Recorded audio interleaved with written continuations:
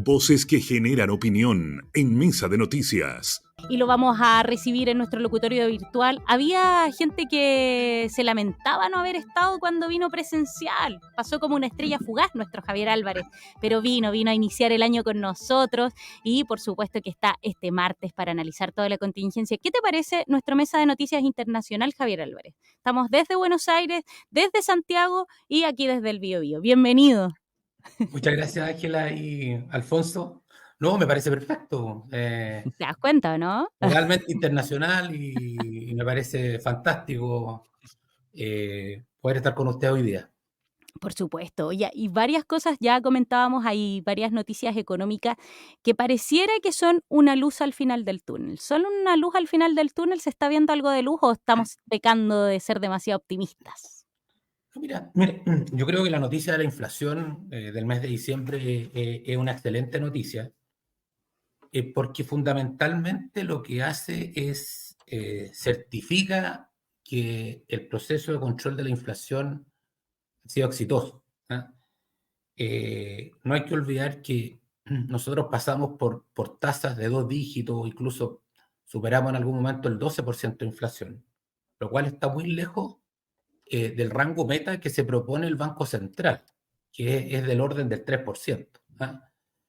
Esto generado, ¿no es cierto?, por esta gran masa monetaria que entró a la economía, fruto de, ¿no es cierto?, como consecuencia de la pandemia, en el fondo, en que, ¿no es cierto?, se liberaron parte de los fondos de pensiones, que estaban como ahorro, y también algunos incentivos, ¿no es cierto?, o estímulos monetarios que hizo el propio gobierno, como el IFE y otras cosas más. Entonces, esto es un proceso de normalización digamos, de la inflación, se logra fundamentalmente a través de la subida de las tasas de interés. Y el Banco Central llevó esta tasa de interés, digamos, que es en el fondo el interés que le cobra el Banco Central cuando él presta la plata al resto de los bancos. Por lo tanto, los bancos, como hacen un negocio, tienen que prestar la plata más cara que lo que le pasa al Banco Central. Entonces, esto encarece el crédito y finalmente esto reduce el consumo y enfría la economía. Eso es lo que ocurre. Bueno, y en este proceso nosotros llegamos a tener tasas sobre el 11% como tasa ¿no es cierto?, de crédito, la tasa de referencia del Banco Central, lo cual no lo habíamos visto hacía décadas, digamos. ¿Ah? Y eso generó, por supuesto, un enfriamiento de la economía, que es la que estamos viendo. Se redujo fuertemente el consumo. Hemos visto cómo el comercio, por ejemplo, se ha visto tremendamente afectado con reducciones de las transferencias, de los consumos en los supermercados, de bienes durables, refrigeradores, lavadoras, todas esas cosas, ha disminuido mucho el consumo. Bueno, y eso determina que los precios bajan. Y esto es lo que estamos viendo. Hemos llegado a una inflación anual del 3,9%, con lo que uno podría decir que prácticamente con la inercia que trae este proceso la pega está media hecha. Y aquí es donde uno se pregunta, porque hay algunos economistas que dicen que a lo mejor al Banco Central se le pasó la mano, digamos. ¿Ah?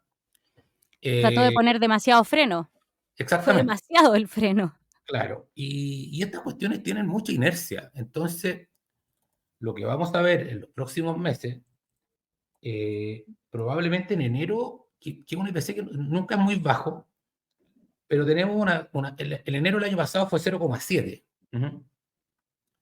En febrero fue menos 0,1 el año pasado. Pero en marzo fue de 1,1%. Por lo tanto, yo creo que la pega va a estar hecha como a fines de marzo. ¿Ah? Entre marzo y abril vamos a haber llegado a una inflación que está bajo el 3,5% probablemente.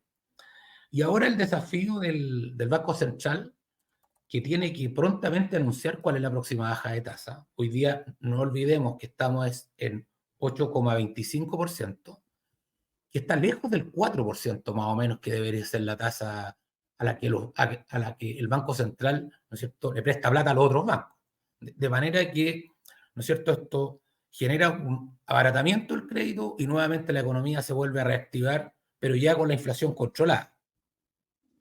La mayoría de los analistas dicen que en la próxima reducción de tasas debería ser de 100 puntos. Yo no descartaría que fuera más, porque tiene que llegar rápidamente al 4%, porque teniendo controlada la inflación ya no tiene sentido tener las tasas altas. Desafortunadamente, esto no es tan fácil, digamos, porque hay un problema hoy día en la economía mundial que es la tasa de referencia al banco de la Fed, digamos, norteamericana. Porque esa es una tasa que hoy día está alta, porque, digamos, Y le ha Estados costado Unidos, regularse esa tasa. claro, porque la inflación no ha cedido tanto en Estados Unidos, porque la Mm. economía está muy potente, ha estado muy fuerte la economía norteamericana. Entonces, eh, como dicen muchos, las tasas altas las puede resistir Estados Unidos, pero no el resto del mundo. ¿Ah? Porque Estados Unidos está creciendo mucho, o sea, está creciendo por sobre lo histórico, tiene una economía muy vigorosa, y por lo tanto, lo que se espera es que esta tasa del 5,25% baje lento.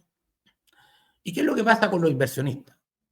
Los inversionistas hoy día, ¿no es cierto? Porque la tasa del Banco Central está alta, también los depósitos a plazo suben las tasas. Entonces hoy día hay una condición de que a una persona que ahorra, que tiene recursos financieros, o sea, Chile es competitivo, digamos, porque tiene su plata le rinde al 8,25. Entonces, cuando la tasa esta empieza a bajar, el Banco Central la baja, se produjo lo que ya vimos en los últimos 2 días, que con esta noticia del 0,5% el dólar subió inmediatamente. ¿Y por qué? Porque a la gente que tiene recursos financieros, a la empresa, les conviene ahorrar en Estados Unidos. Porque imagínate, tuviéramos nosotros la misma tasa que Estados Unidos. ¿Dónde es más seguro refugiar su capital financiero? En Estados Unidos. Entonces la gente lo que hace es que vende sus pesos acá, compra dólares y lo manda a Estados Unidos para ahorrarlo en Estados Unidos. Bueno, y eso hace que se encarezca el dólar, y eso lo que hace es que la reducción, o sea, eso va en contra de la inflación. ¿Ah? Porque al subir el dólar, y nosotros tenemos un comercio internacional muy importante, prácticamente todos los bienes que nosotros, los bienes manufacturados, digamos, vienen del extranjero, y por lo tanto esos bienes se encarecen, y eso va en contra de la inflación. Entonces esto es un equilibrio que tiene muchas variables, pero sí lo que yo creo es que vamos por el camino correcto. Creo que el Banco Central ha hecho un gran trabajo, por supuesto, con dolor, digamos, esta cuestión de bajar, de subir, de tener las tasas altas. Hay rubros que están muy complicados, ¿no es cierto?, como el comercio y como la construcción, por ejemplo, porque al tener estas tasas altas, todo lo que sea crédito de enlace, crédito de corto plazo, se encarece mucho. Entonces, cuando tú tienes que construir un edificio, por ejemplo, o una población de casas, las compañías constructoras tienen que endeudarse en corto plazo mientras mientras no se puedan constituir los créditos hipotecarios. Y eso hace que el costo financiero sea muy alto y por lo tanto eso se traspasa a costos sobre las compañías. Bueno, y vemos los números, ¿no es cierto?, de desempleo en el área de construcción y de comercio, que son números que han crecido. Javier, esto de verdad que cuando uno lo escucha parece como estos espectáculos chinos donde está el equilibrista con hartos platos y están, yo me imagino que se los están imaginando, con hartos platos y como viendo cuáles, ojalá que ninguno caiga. Pero si tuviese que caer alguno, ¿por qué siempre en el fondo pareciera, corrobórame tú, que el costo de que efectivamente los créditos estén más altos es como, ya, oye, si tenemos que perder por alguna parte, que sea por esa? Porque claro, ¿cómo mantienes todos estos platos sin que se caigan? ¿Ese siempre es la opción? Ojalá elevar un poco estos créditos para que en el fondo otras variables, porque es un arte el tratar de mantener que todo esté en su justo equilibrio. Bueno, efectivamente este es un equilibrio que es bien delicado, pero lo que estamos llegando es una situación de un equilibrio más sano. Ya, Las perfecto. cuentas en Chile estuvieron desequilibradas. Muchos economistas dijeron, mire, la fiesta de la pandemia va a haber que pagarla. Esta fue una fiesta, fue La resaca ha sido dura. la resaca. Bueno, y eso es lo que ha estado ocurriendo, digamos, en los últimos 2 años, donde las tasas de interés, ¿no es cierto?, afectaron a ciertos rubros, porque lo que hay que hacer la economía hay que enfriarla, digamos. El tener tasas de inflación alto es muy pernicioso para la economía y para la población. Porque si nosotros vemos lo que pasa en Argentina, por ejemplo, que es el caso emblemático de la inflación, allá está nuestro amigo, ¿no es cierto?, Alfonso, Ujú. y esto se empieza a destruir la economía seria, digamos. La gente no puede ahorrar en su moneda, las propiedades se empiezan a transar en dólares, hay una pérdida de poder adquisitivo de toda la población. Entonces, aquí hay que hacer el esfuerzo, que lo ha hecho bien, ¿no es cierto?, el Banco Central, y también debo destacar la labor del ministro de Hacienda, porque las cuentas fiscales se han mantenido ordenadas, no ha habido un gran déficit fiscal, porque la tentación, ¿no es cierto?, de gastar está siempre presente. ¿Ah? Y en ese sentido ha habido un manejo responsable de parte del gobierno. Y creo que el ministro Marcel lo lleva en su ADN, digamos. Él fue presidente del Banco Central y por lo tanto tiene muy clara esa parte de la ecuación. ¿Sigue siendo buena la performance del ministro Marcel, Javier, desde tu perspectiva, ¿no? Yo sé que te estoy tratando de sacar de la línea que me estás diciendo, pero en el último rato ha tratado de salir bastante, pese a que recibió algunas críticas en el último trimestre de 2023. ¿Sigue siendo el ministro que necesitamos o no? Lo que pasa es que cuando uno forma parte de un gobierno, indudablemente que tiene que adscribir las ideas del gobierno y tiene que adscribir el programa de gobierno. ¿Ah?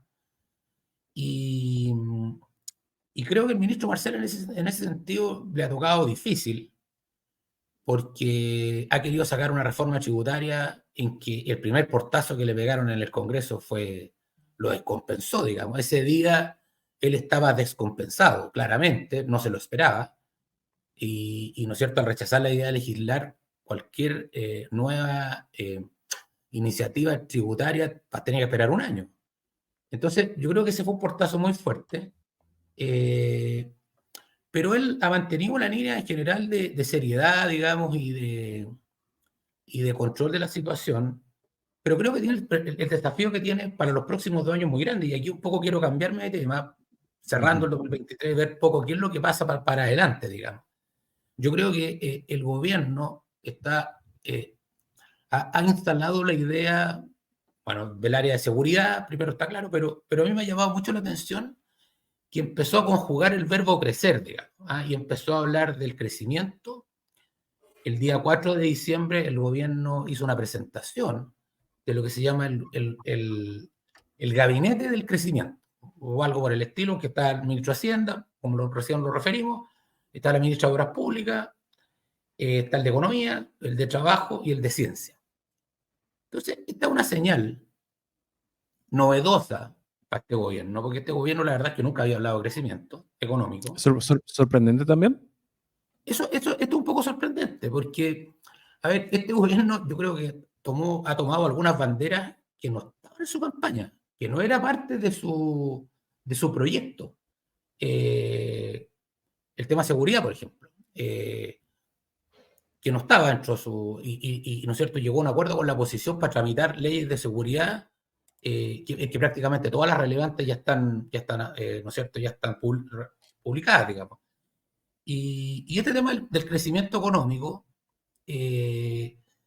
tampoco estaba dentro de sus primeras ideas, digamos. Ellos plantean más una idea de trabajar para la igualdad, ¿no es cierto?, de terminar con los abusos y todo ese tipo de cosas. Pero lo que hemos visto es que el gobierno está preocupado, y parte de eso, me parece que hay un hecho importante que ha sido un tema, ¿no es cierto?, de conversación estos días, que es este tema de las reuniones en la casa de algunos lobistas. Y eso, si bien puede estar en el límite, creo yo, de un proceso de lobby, digamos, pero para mí es una señal de esperanza esa cuestión, porque quiere decir que por lo menos están conversando. ¿Ah? O sea, ¿Qué es lo que ha dicho el gobierno? El Sí, mismo pues, fue Gabriel Boric y dijo, bueno, aquí hay que dialogar hasta que duela, dijo. Yo creo que ahí claro, hay unas palabras medias pero, submarinadas al respecto. pero claramente es otra persona de la que tuvimos como candidato, como campaña y durante su, diría yo, carrera política. Porque Y en no está general, pasando, perdón, y no está pasando eso con los mandatarios, porque hoy día entra un presidente, pero la verdad, o un gobierno, no lo personalicemos en un presidente, entra un gobierno y tampoco sabe con lo que se va a encontrar. Hemos tenido gobiernos que han entrado con terremotos, por ejemplo. En este caso, Gabriel Boric, claro, sabía que había un tema con la seguridad, pero a él se le explotó finalmente Y me imagino que en el fondo yo creo que tienen que ir sí o sí cambiando un poco de postura. En los últimos gobiernos hemos visto un poco eso, Claro, ¿no? lo que pasa es que yo no soy político, pero al final la política es el arte de gobernar y finalmente tú te tienes que enfrentar con los problemas que tienes, digamos. Claro. Tú puedes ser muy teórico y todo, pero lo que sí yo creo que la política se ha degradado un poco porque finalmente, y creo que en este caso para bien, se termina haciendo una cosa distinta a la que se dice cuando se hace campaña. ¿Ah? Ujú. Le dije que quería Entonces, frase otra cosa con guitarra también, po. Se la exactamente. han Y dicho mucho de al hecho, presidente Listo. Boric. hubo regalos de guitarra y todo, me acuerdo yo al principio de partir de este gobierno, digamos. Bueno, yo creo que este gobierno hoy día, si realmente se enfoca en el crecimiento, creo que es una muy buena noticia para Chile. Yo leí la constitución y los objetivos de este gabinete de crecimiento y básicamente son reuniones permanentes que va a tener el presidente de la República para saber cómo va, digamos, todas las materias relacionadas con proyectos nuevos, con inversiones, que en el fondo hagan crecer la economía. Porque realmente el crecimiento de Chile en los últimos 10 años ha sido paupérrimo. Y eso significa que, por ejemplo, el crecimiento del PIB per cápita prácticamente es cero. ¿Ah? Y con la mala noticia que tenemos ¿no es cierto?, de que para los próximos 10 años tenemos un crecimiento tendencial que incluso menos del 2%, la verdad es que nos vamos a mantener en una zona en que se ha denominado un estancamiento, ¿no es cierto? Y creo que el gobierno, si realmente pasa a la acción, ¿no es cierto?, de lo que hoy día está diciendo, pasa a la acción, y por ejemplo, se enfrenta decididamente y con fuerza el tema de la permisología, por ejemplo, que tiene trabado los proyectos.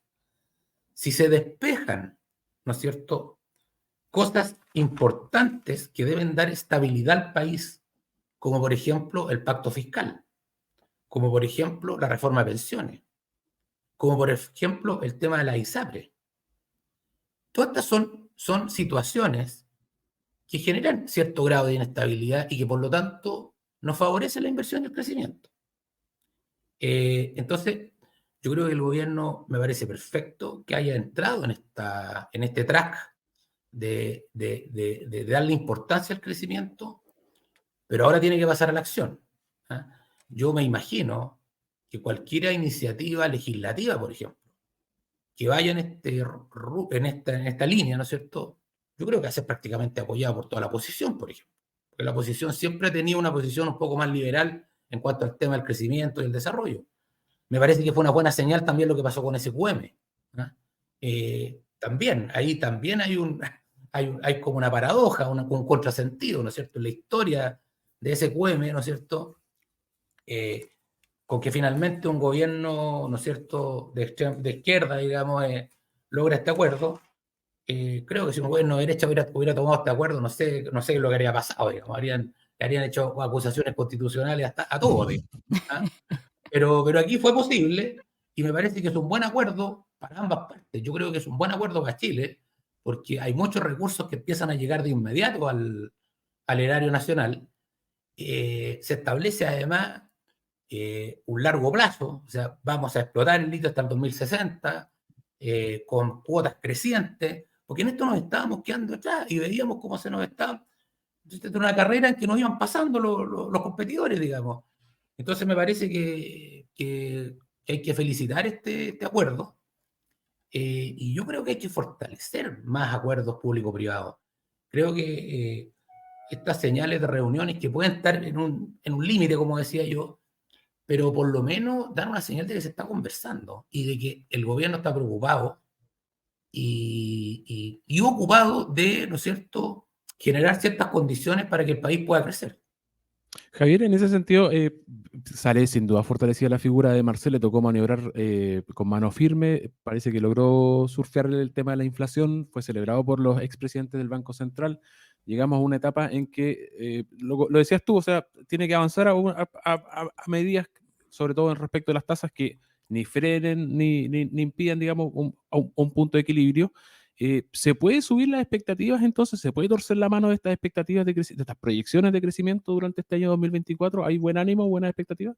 Mire, las expectativas son regulares, ¿no? O sea, el número que nosotros tenemos, que informa el Banco Central, está en el rango del 1,5 al 2,25% de crecimiento, lo cual es poco para Chile, porque somos un país en desarrollo. O sea, está bien esto para economías como Japón, como Alemania, como Estados Unidos, pero no para un país que quiere salir del subdesarrollo, digamos, y que quiere, ¿no es cierto?, generar condiciones mínimas para toda su población. Porque estamos hablando, ¿no es cierto?, el tema de que las pensiones son bajas, que los sueldos son bajos, ¿no es cierto?, de que la educación hay que mejorarla. Bueno, y eso se hace con recursos. Y para obtener esos recursos el país tiene que crecer. Y a este ritmo no nos sirve. Entonces, yo lo que creo que realmente le puede dar un impulso al crecimiento es lo que te explicaba antes. Es si se dan estas condiciones de estabilidad, lo cual significa cerrar el debate de pensiones. Significa cerrar el debate tributario. Son medidas importantes que los empresarios, ¿no es cierto?, los inversionistas, verían con muy buenos ojos que eso se aclare. Ahora, yo no tengo muy claro cuánta agua en la piscina hay para eso, porque lo que veo es que hay posiciones ancladas un poco en ideología, digamos, contrapuestas. Entonces, por ejemplo, en el tema de pensiones, mira, ¿no es cierto?, la centro-derecha dice, mire, no, toda capitalización individual. Y la izquierda insiste con el tema del reparto. Entonces, yo digo que alguna vez hay que terminar con esta cuestión, si esta cuestión ha sido muy malo para Chile, digamos. Mira, la derecha fue muy buena oposición en los primeros años de gobierno después de la dictadura. Casi con vocación digamos, de ser oposición. Y eso se permitieron acuerdos. El problema, además, hoy día, que lo hemos conversado antes, el tema del sistema político. O sea, teniendo 20 y tantos partidos es bien difícil para un gobierno avanzar porque tiene que negociar con 22 partes, imagínate. Entonces yo creo que ahí hay una oportunidad. A mí me encantaría que hubiera alguna iniciativa en el Congreso, ¿no es cierto?, para poder modificar el sistema político, para que en el fondo hubiera menos partidos, digamos, y esta cuestión fuera más gobernable. Pero en realidad lo que está pasando es que llevamos ya más de una década esperando una reforma de pensiones y llevamos más de una década esperando una reforma de la salud. Los proyectos de ley fueron presentados el año 2010. O sea, la política no está haciendo su trabajo, digamos. Eso es lo que yo veo. Y por eso creo que estas medidas que darían mucha estabilidad para poder crecer más, no las veo tan posibles. Esa es la verdad. Importantes todas estas temáticas que estamos abordando con Javier Álvarez. Cada 15 días, martes a martes, viene a darnos su visión de la política y también del mundo económico. Javier, gracias por venir a acompañar esta semana y que tengas, pero unos excelentes días, mejor enero, nos estamos viendo pronto. Muchas gracias, Ángela, y Alfonso, gusto estar contigo y cómo hacer un buen bife de chorizo por allá en Buenos Aires. En eso está, Resultado. dice. Cuídate, Javier. Un gusto, adiós. Chao. Chao. Ahí lo teníamos, nuestro columnista en un rato más. Va a estar en nuestro canal de YouTube, por supuesto, también su columna